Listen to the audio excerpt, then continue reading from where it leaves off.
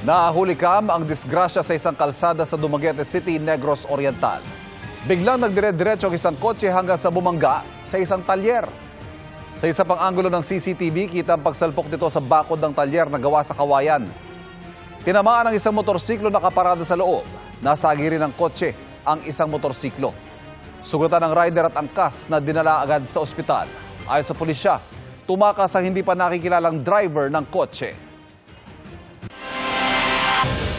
Babala po mga kapuso sa sensitibong video mula sa Thailand kung saan dalawang turista ang biglang sinilaban. Ang balita abroad, tinutukan ni JP Soriano. Na may milipit at nagpagulong-gulong sa lupa ang turistang ito sa Bangkok, Thailand habang inaapula ng mga tao sa paligid ng apoy sa kanyang katawan. Isa siya sa dalawang turistang taga-Malaysia na binuhusan ng thinner at sinilaban. Nangyari ito habang nasa labas ang dalawa ng isang supermarket. Agad na aresto ang sospek. Ayon sa pulisya, umamin ang sospek sa ginawa. Dala raw ito ng panlulumo dahil sa hirap na makahanap ng trabaho. Stable na ang lagay ng mga turista. Binaha ang malaking bahagi ng Kagoshima Prefecture sa Japan dahil sa malakas na ulan. Ang ilang sasakyan nanuba o kaya'y stranded sa baha. Sa lungsod ng Kirishima, inabisuhan ng lokal na pamahalaan ang mga residente na lumikas. Habang sa lungsod ng Aira, ilang bahay ang nasira dahil sa landslide. Ang mga rescuer nagtulong-tulong sa paghahanap sa isang nawawalang babae. Para sa GMA Integrated News, JP Soriano, nakatutok 24 oras.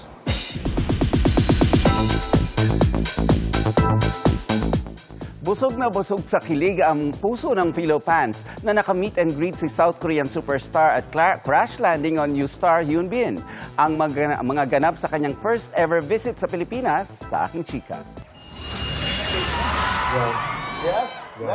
Nabalot ng kilig at ihiyawan ang first ever fan meet and greet kagabi ni South Korean superstar Hyun Bin. Game na sinakyan ni Crash Landing on U-Star ang iba't ibang pakulo na inihanda ng fans sa kanya. Gaya ng larong Have Been or Haven't Been, kung saan tinanong siya kung may naitago siyang prop as souvenir mula sa mga naging project niya. Ang fans tila may collective answer. At nang sagutin ito ni Hyun Bin, mas lalong kinilig ang fans. She told me, my wife. Next, lumabas na nga ba siya in public na nakadisguise? 네, 특수 분장을 하고 나가본 적이 있습니다.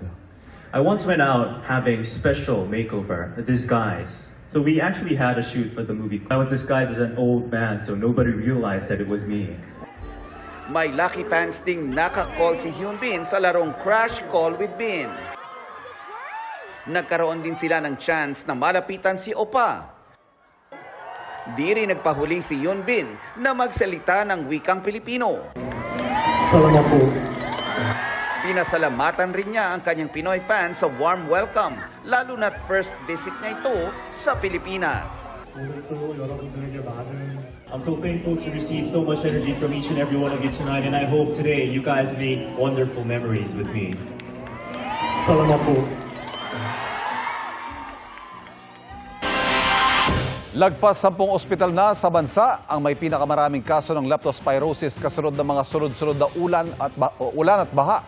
Kaya ang DOH nagbukas na ng leptospirosis fast lane sa ilan nilang piling ospital. Pero ang ilan sa mga ito, apaw na mga pasyente. Nakatutok si Jonathan Andal. Naninilaw ang mga mata, nilagnat, nakaranas ng pagdurumi at panghihina ng katawan. Mag-iisang linggo na raw na iniinda ng 32 anyos sa si Russell ng Parañaque ang mga kondisyong ito matapos ang pag-uulan nitong Hulyo. Posible daw na maleptos daw ako, ipapa-lab test daw ako. Kaso nga lang, hindi kami tumuloy nun, baka hindi abutin yung pera namin dala. Para makatipid, lumipat daw sila sa mga DOH hospital. Pero punuan raw ang napuntahan nilang 3 government hospital, lalo sa Quirino Memorial Medical Center. Nag-try kami una sa East Avenue. Hindi kami tinanggap dahil sobrang daming pasyente. Sumunod naman po yung sa Quirino. Matatanggap naman po nila ako, pero halos po karamihan ng mga pasyente doon nasa saig na, may nakasalpak ang dextrose. Makahanap sana kami ng ospital na tatanggap po sa kalagayan ko ngayon. Para malaman ko po kung wala po talagang meron nakasakit ako.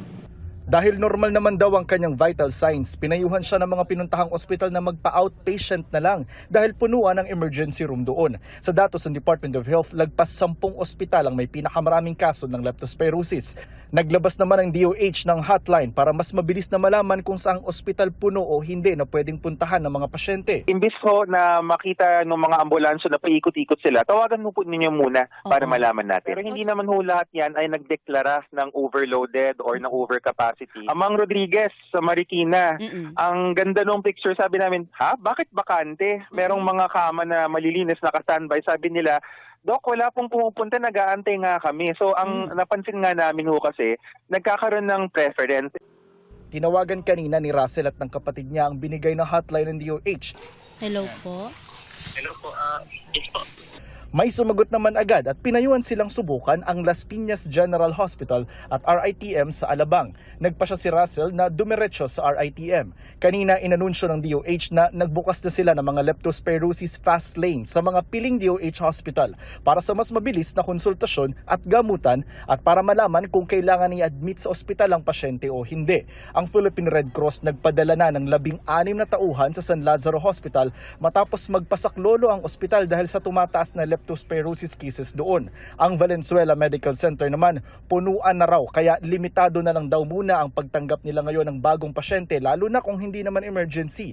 Maging ang Pasay City General Hospital, nagabisong puno na ang ER. Sa datos ng DOH, sa loob lang ng 2 buwan, lagpas 2,000 na ang tinamaan ng leptospirosis. Bukod pa dyan, binabantayan din daw ng DOH ang mga kaso naman ng dengue na lagpas 8,000 na mula July 6 hanggang July 19. Para sa GMA Integrated News, Jonathan Andal, nakatutok 24 oras.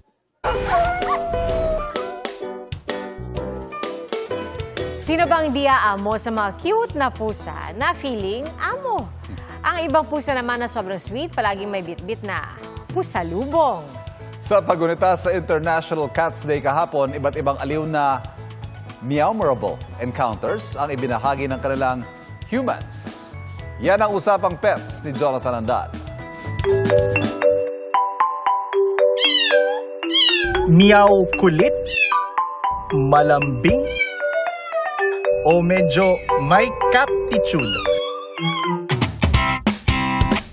Ano man ang personality ng mga pusa, marami pa rin ang napapasaya ng mga possum nating mga alaga. Sino ba kasing di maaaliw sa mga cute na nilalang na ito?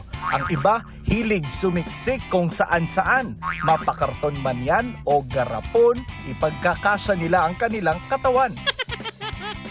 Minsan nga kung saan ang delikado, doon sila tumatambay. Biro tuloy ng iba, matapang talaga pag may siyam na buhay. Pero paano naman kung ang pusa nyo palaging may pusa lubong? Tulad ng butiking kulay green? May ibong na hunting? O minsan, ahas pa nga. Pero payo ng isang vet, huwag mag-init ang ulo sa kanilang alay. Huwag mo namang pagalitan. Sa kanya is, I'm bringing you something, a gift. Gently, alisin mo na lang. Nagkakaroon siya ng negative reaction. Teka, bakit ginalang kita ng tapos hindi mo nagustuhan? Posible rin daw na nagtuturo ang mga pusa ng hunting skills sa mga miyembro ng pamilyang kasama niya. Carnivore sila eh. Usually, yung prey nila, yung mga either mga small animals na dadalhin nila, nagdadala sila doon para i-share yung pagkain na yun. Parang mga kuting din na kailangan yan turuan para mag-hunt. Pero paalala ng eksperto, may mga bagay ka ring dapat itago para di nila makuha tulad ng mga sinulid.